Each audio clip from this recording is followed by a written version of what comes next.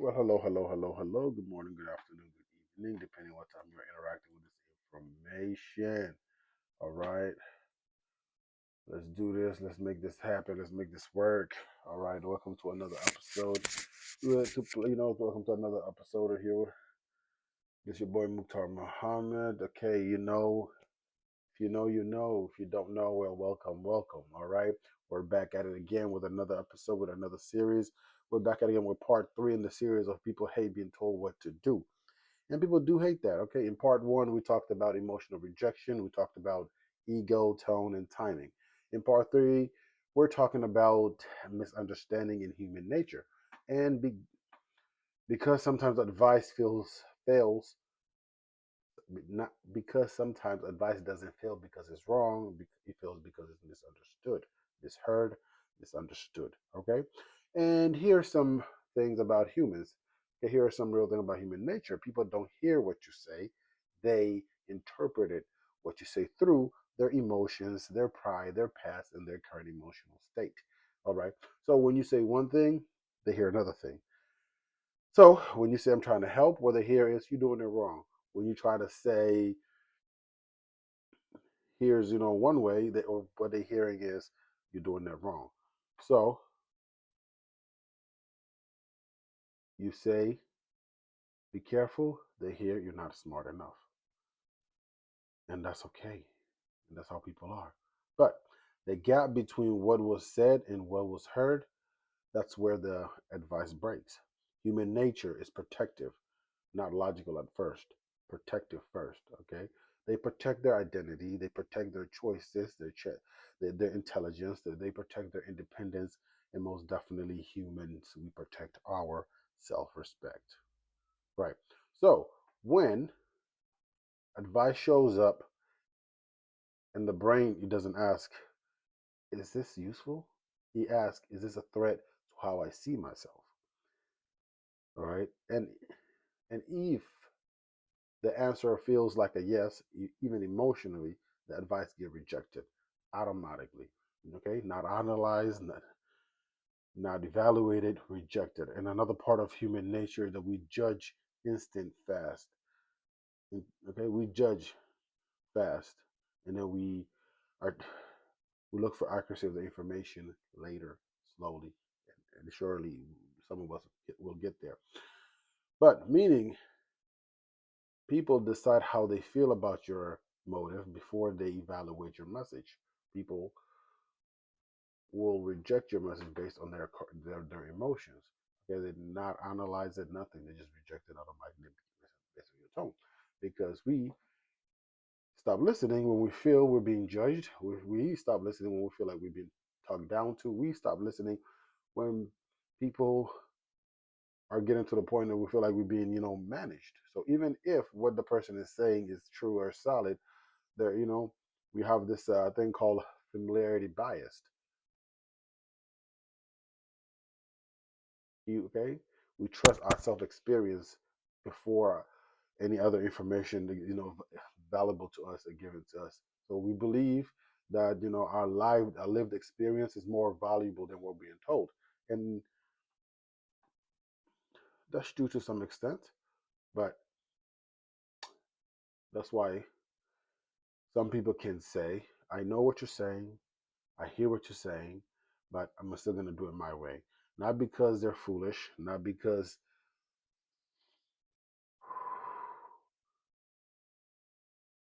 they're dumb or anything like that. It's just that, they want to feel in control. They feel safer to be obedient than, just to reject what you're saying. Choices feel feels like control.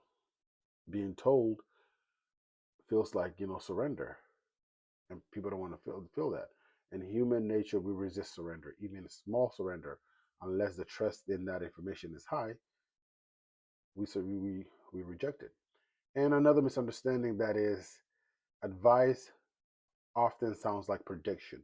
Okay, when you say that won't work, people hear you're going to fail, and that hits pride, and that hits identity, and that hits self belief, and people don't want to be put in a position where they made feel dumb. But if you say, flip it up, here's a risk you might want to think about. Now it sounds like an awareness, not a verdict to the what they're going through. Okay, same meaning, different psychological impact. Okay, you're going to fail, and here's something you might want to think about. Okay, different psychological impact. Human nature, we extremely sensitive to status and signal self-respect. Okay, tiny wording differences changes everything. Do this feels like command. You might consider this feels like a collaboration to their situation. Okay, command triggers resistance. Collaboration triggers openness. You hear that? Because when you tell somebody what to do, they resisted that information. But if you made it make it seamless, make it sound to the point where it was their idea, makes them feel to collaborate, give them idea. Okay, collaboration triggers openness. So another thing is that people don't like being corrected in public, even if it's a soft correction. Human nature, we hate social disrespect more often than factual error. Okay, correcting somebody privately, you're helping. Correcting somebody publicly, you're offensive, even if you're right. Because dignity matters more than accuracy in social events. Excuse me. Ooh, there's also emotional timing with everybody. Okay, with humans, we always have emotional timing. When emotions are active, reasons are inactive. Nobody's listening. Nobody's home. Nobody's paying attention. So you got to remember that. Okay, nobody's paying attention. There's no logic, nothing. Okay, you cannot out logic emotions at all. You cannot out logic somebody who's in mid motion. You cannot out logic somebody who's, how you say, feeling some type of way. You cannot out logic them. Not stubbornness. That's just how people are. That's just people are. But people react through the emotions than logic. Always remember that.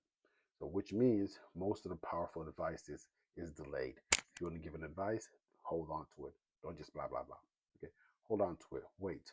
Let the emotions pass. Like I've talked about in part one. Let the emotions pass. Then when the emotions pass, then the mind opens to suggestions to whatever you're trying to say. And one more thing is that humans, we value to discovery. Okay, we value discovery more than we value instructions because we want to know what could be and what should be instead of being told what to do. Okay, people accept ideas that they feel like they discovered it more than ideas they were handed to. If I'm wrong, I'm wrong, right? So instead of telling people what to do, ask them. Instead of correcting somebody, question. Instead of pushing, you guide, right? So ask, what do you think will happen if?